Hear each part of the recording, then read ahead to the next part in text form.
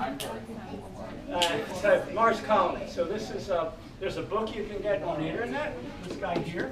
It's free. It's called Martian Homes and Gardens. So go on the internet and hunt that down. It's about 50 pages long. A little too much for you, but the rest of the people.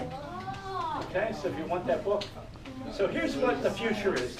There's a possibility after terraforming that we could make Mars go from cold and dry and dusty to returning it back to the way it was. That's called terraforming.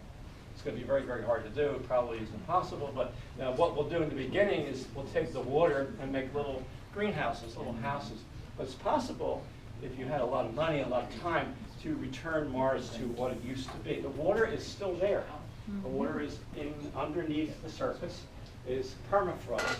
So it's ice. You can't see it until you dig down, but there's lots and lots of water on Mars. It's ice.